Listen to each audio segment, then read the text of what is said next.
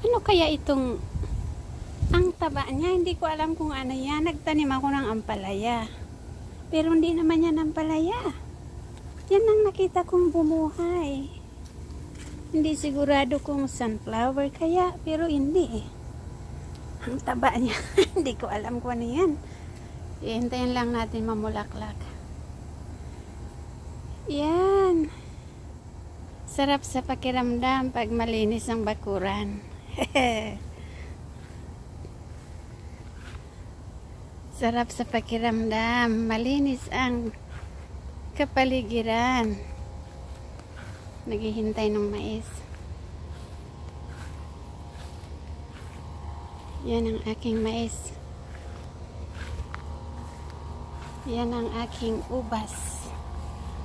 Wow, lumalaki siya. Patingin nga. Oh, lumalaki na sila. Yan, lumaki kayo. Next year dumami kayo, ah.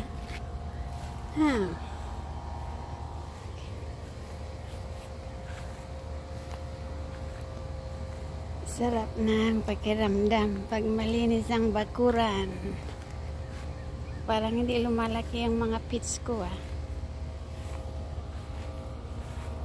Kinulambuan na nga kita para hindi kainin ni squirrel. Yan. Magkano na kaya ang kilo ng mais ngayon? Oh, ito yung aking... Oh, what's that? Cantaloupe. At pinto beans. Pinto beans ito. Nung ako'y magluluto ng pinto beans, sabi ko, subukan ko ya itong magtanim. Nabuhay! Ayun siya, oh, madami. Pinto beans. Try lang. Try lang. Yan, oh, pinto beans. Hindi ko alam anong klase yung bunga niyan.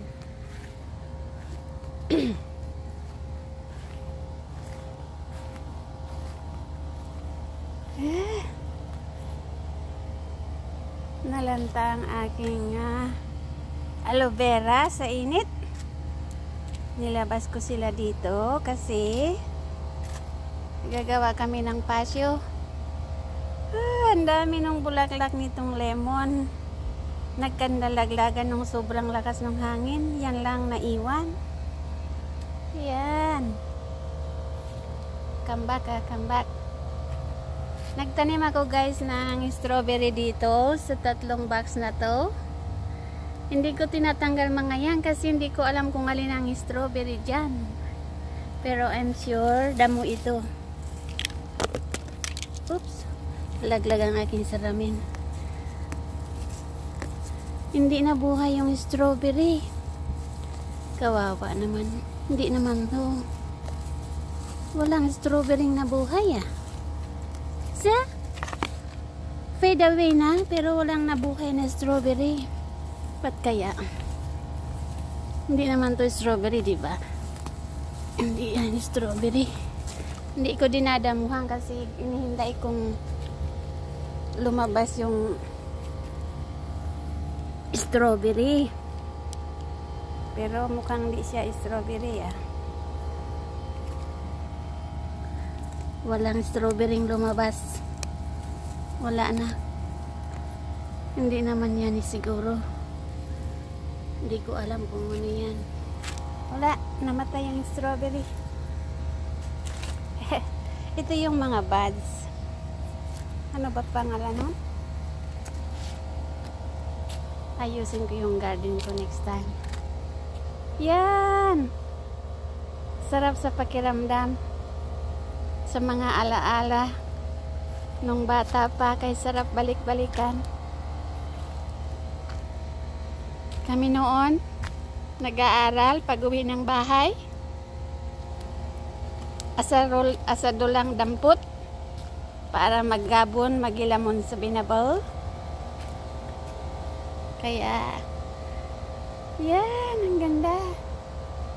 Oh, namumulaklak na. Ayun, so happy. Let me see the other one. Nakakita kong isang bulaklak. Oh, no? Oh! Ay, yeah, so happy. May bulaklak na. Nag-uumpisa na. Hindi siya sabay-sabay na tumubo. Pero okay lang yan, di ba? Para araw-araw may aanihin. So happy. But yung grapes ko doon, hindi nabuhay. Hindi nabuhay. Parang nalanta yung bunga ng grapes dito. May bunga yun dito noon. Nasaan na kaya? Nalanta siguro. May bunga yun dito. Ayun! Malaki na siya. Ito. Nasaan ba? Saan ba? Yan. Malaki na rin. Ilang piraso lang siya. Pero at least namunga. Yeah, thank you, grapes. Your first time to give me fruits. Yay, yay. Pero yung mani ko, ang mani ko, ilang piraso lang nabuhay. Hindi siguro maganda yung similya. Yan, ha?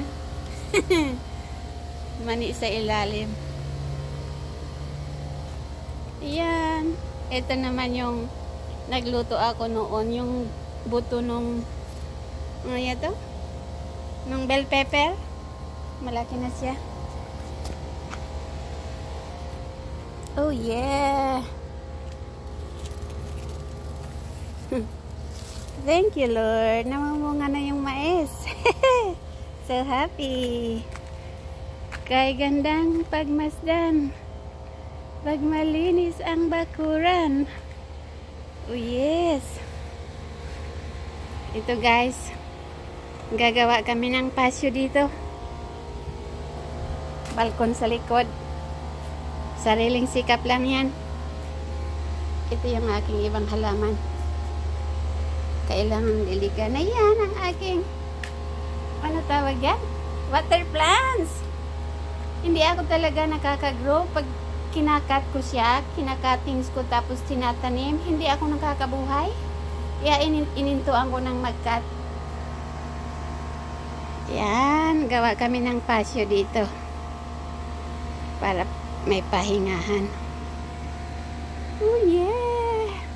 Ayun! What happened?